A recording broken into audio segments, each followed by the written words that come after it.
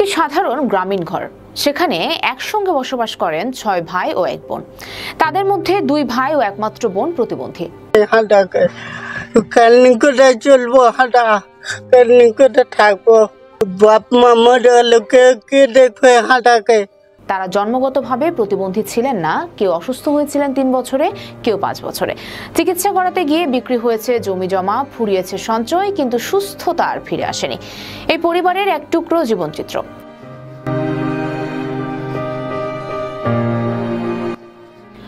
বাড়িটি ভেঙে পড়ার মতো জরাজীর্ণ, প্রতিবন্ধীদের হুইলচেয়ার পর্যন্ত ভাঙা, নেই পর্যাপ্ত খাবার, নেই স্বাভাবিক চলাচল উপার্জনের জন্য 2 ভাই ভিক্ষা করতে বাধ্য।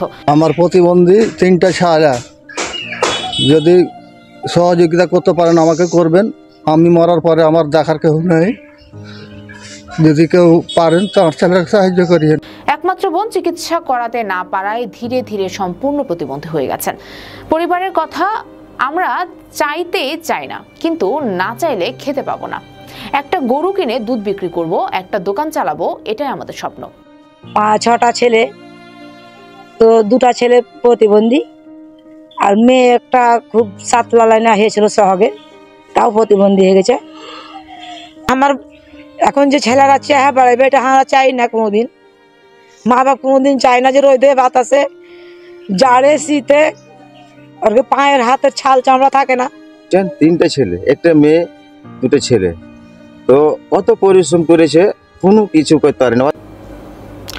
উপজেলা সমাজসেবা কর্মকর্তা নুরুল ইসলাম বলেন, 2 ভাই প্রতিবন্ধী ভাতা পাচ্ছেন। চম্পা খাতুনকে যাচাই করে ভাতার আওতায় আনা হবে। হুইলচেয়ারের আবেদন করলে দেওয়া হবে। ভিক্ষুক পুনর্বাসন প্রকল্পেও অন্তর্ভুক্তির চেষ্টা করা হবে।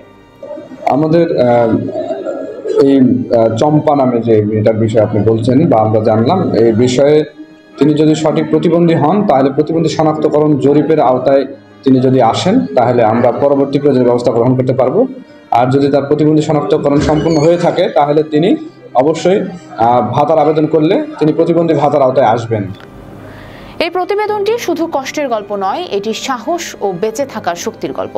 তাদের পাশে দাঁড়ানো মানে শুধু সহানুভূতি নয়, একটি পরিবারকে বাঁচিয়ে তোলা।